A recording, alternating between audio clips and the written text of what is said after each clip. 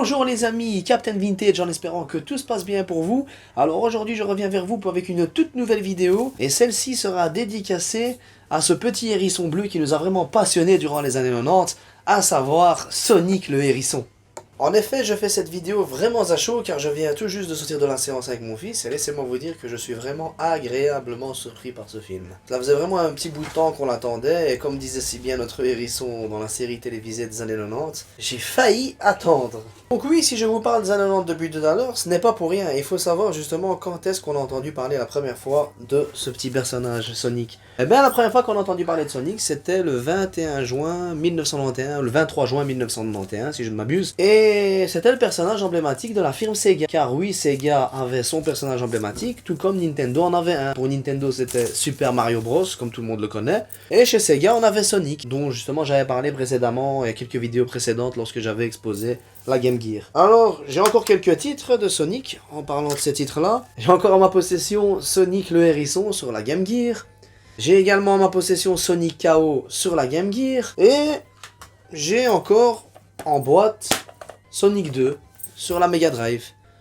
Voilà. Il faut savoir que la firme Sega ne s'est pas simplement arrêtée au monde du jeu vidéo. En effet, le personnage Sonic fonctionnait tellement bien qu'ils ont décidé d'élargir leur champ de vision. Élargir leur champ de vision, à savoir dans le monde du dessin animé. Et ouais, il faut savoir que ce petit hérisson bleu a même eu droit à sa propre série animée qui débuta en 1993 et qui était diffusée tous les matins vers 8h sur la chaîne TF1.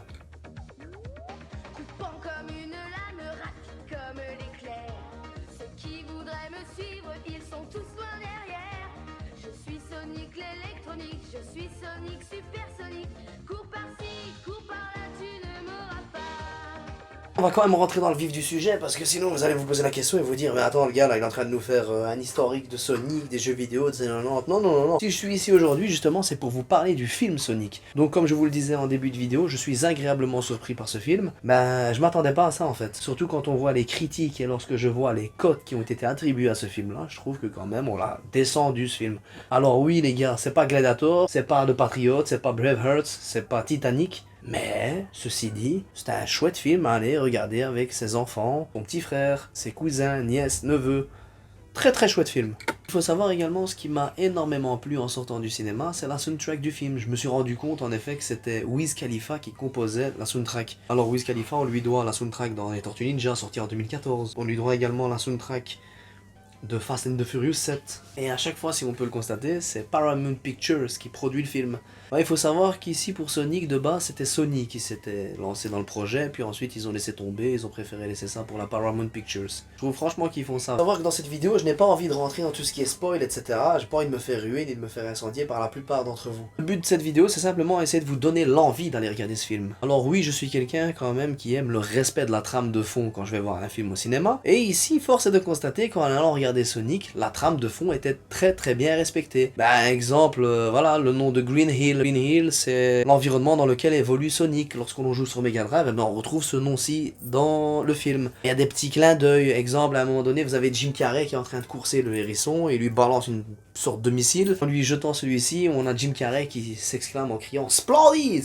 Quelqu'un qui n'est pas né dans les années 80 ou les années 90 ou qui n'a pas connu le film de Mask avec Jim Carrey ne pourra pas comprendre. Alors oui, moi je suis du genre à aimer tout ce qui est petits clins d'œil, caméo, etc.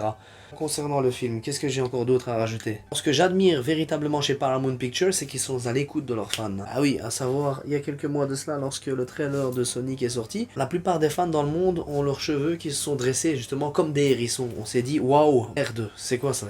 Qu'est-ce que c'est? C'est pas un hérisson, c'est pas Sonic ça. C'est pas normal, c'est pas lui Sonic. Ben, ils ont écouté, ils ont lu, ils ont vu les pétitions, et qu'est-ce qu'ils ont décidé de faire? Ils ont décidé de postposer la date de sortie pour février 2020. Alors, pour se rattraper, ou justement pour se racheter de leur public, ce qu'ils ont décidé de faire, c'est publier le trailer de Sonic en novembre 2019. Dans cette vidéo, tout ce que je vous demande de retenir, c'est que visuellement parlant, c'est un film totalement réussi. C'est une petite bombe.